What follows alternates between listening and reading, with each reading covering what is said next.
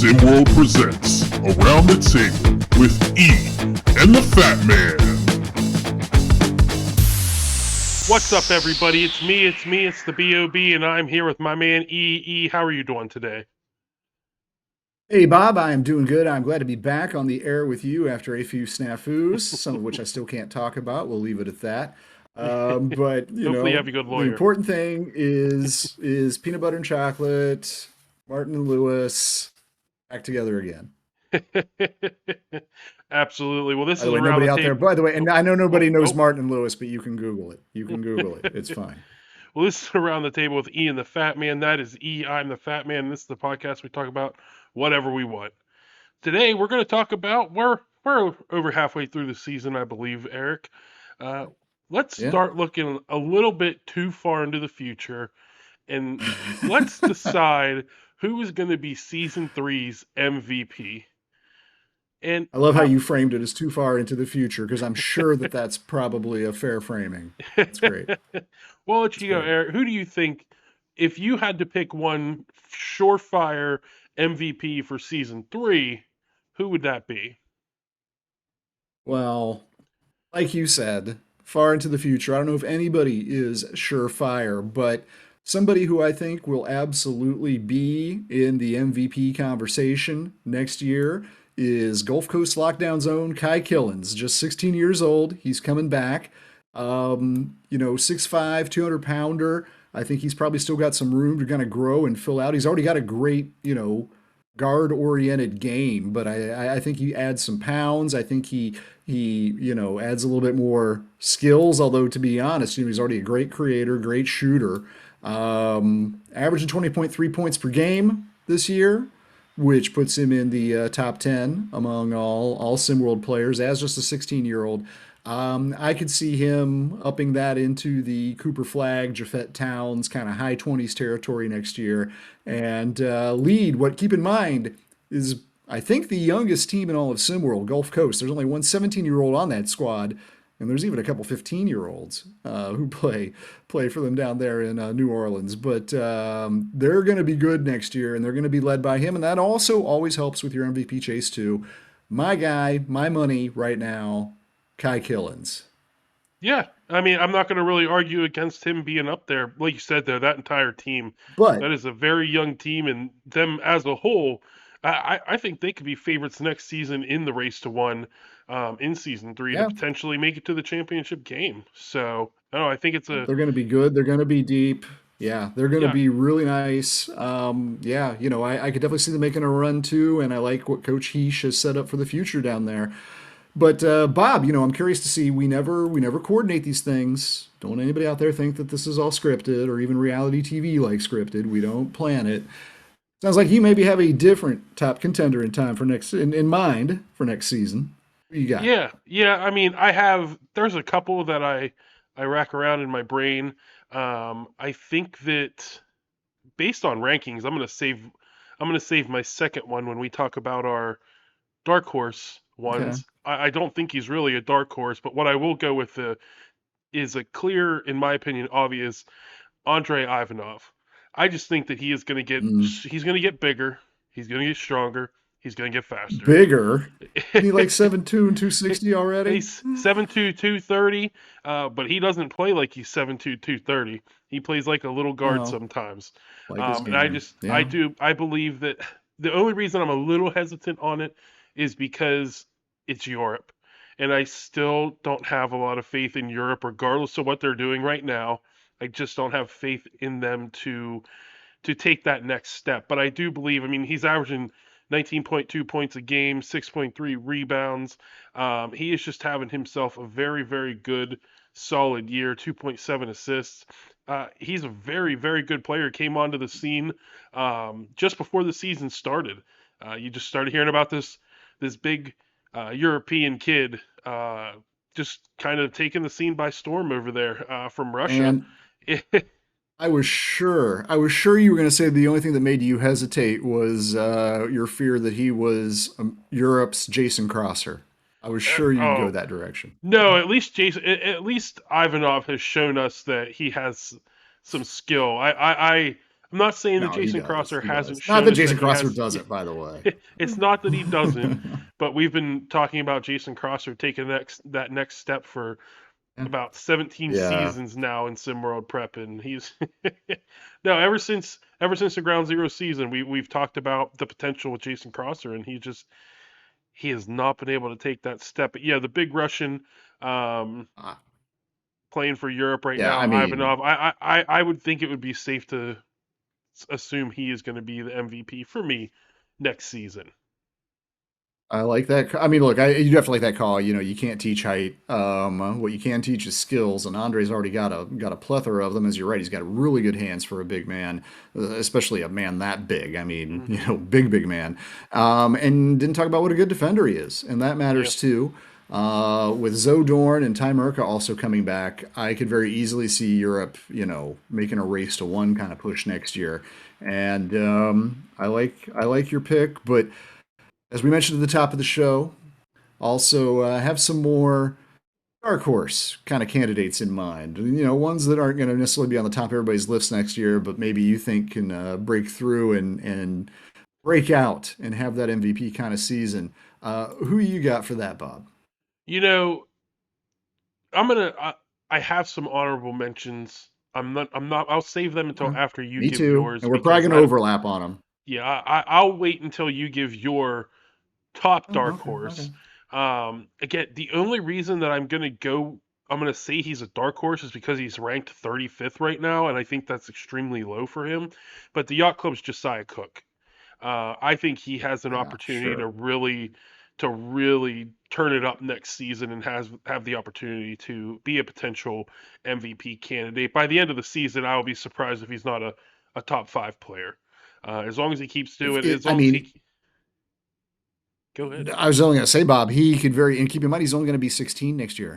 Yeah. He come back the next year, he could be a back-to-back MVP. That's really not unthinkable for somebody as skilled as he is. And yes, he was on my honorable mentions, but by the way, not a dark horse honorable mention. I wouldn't call him that. I'd call that ranking off. Because he was up there in my like final contenders along with Kai. Yeah, I'm kind of cheating on that one. I'm calling him a dark horse because the rankings people, I'm not sure what they were hangry when they made the rankings and kept Josiah Cook at number Maybe that's 35. it.